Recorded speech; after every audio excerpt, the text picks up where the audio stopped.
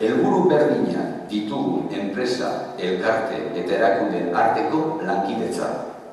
Modu iraunkor batean bultzatzeko elkarlana. Azpimarratu nahi dut Elkar Fundazioak ez duela bere egitekoa bakarlanean soilik ulertzen, baizik eta herritar, talde, elkarte eta abarrekin lankidetzan. Eta horregatik, ekipazioa bultzatzeaz gain, elkarlanean kultur ekintzetan parte hartzeko borondatea izan du beti. Enpresako ideia filosofikoa bermatzen doaz. Orain jadanik modu sistematiko batean eta helburutzat hartutza. Lurraldetasuna. Garatuago dago eta bermatuago. Jadanik ez bakarrik herritarren baina, baita ere banaketan eta salbentan. Elkarlana, handiago da eta agente kultural gehiagokin egiten da lan. Eredu propioa jartzen dugu martxan. Batetik, egitura integrala abian jartzen dugu. Ekoizpena, banaketa eta salbenta bere baitan hartzen dituena. Ez da antzi behar, momentu horretan, Espainian zeuden enpresa egiturek ez ikustela hiru lerro hauek uztartzen.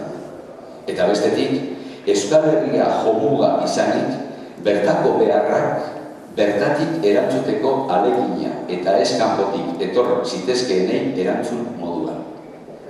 Ezaugarri hauetan oinarriturik garatu dugu gaur egun dugun enpresa egitura.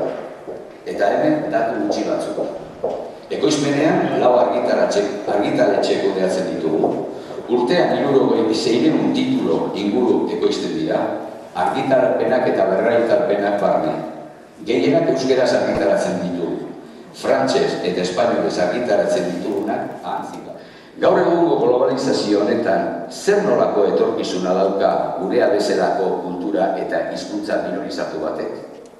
Ez da erraza galder hori erantzutea. Guk beste kulturarekiko ez dugu jarrera baztertzailea. Are gehiago, norberaren kulturaren garapenerako, kulturarteko interaktibitatea beharrezkoa dela uste dugu. Baina kontuz, gu hemengoa gara eta hemengo errealitatea ezagutzeaz aparte.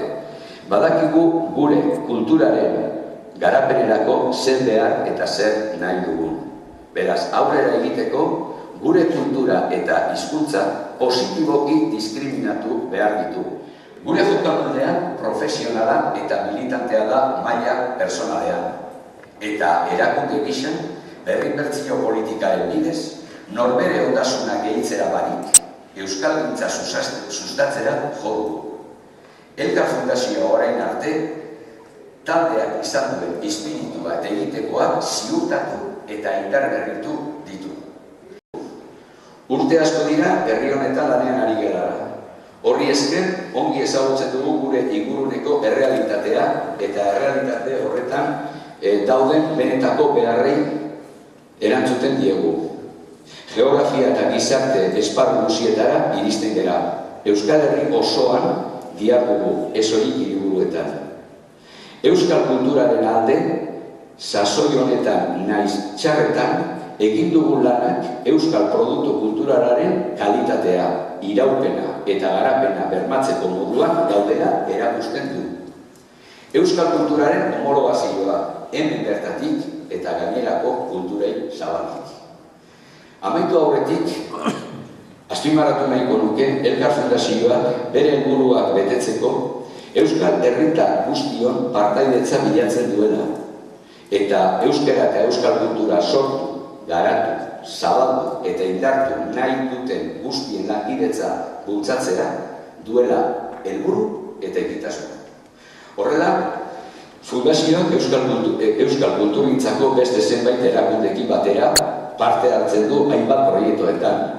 Esate baterako, Martin Ugalde Parkea, Hamaika Telebista, Berria aldizkariakin, Euskal Unibertsitatea sortzeko proiektuakin, Euskararen gizarte erakundearen kontseiluakin, eta baita ere beste hizkuntza minorizatuekin, Kataluniakoak eta Galizikoakin zenbait lankidetza eginez. Eta bereziki aipatu nahi nuke Euskal Herriko ikastolekin, urte hauetan guztietan, elkarrekin garatu dugun ikasmaterialaren proiektua. Euskal Kurrikulumean oinarritutako proiektu sendoa.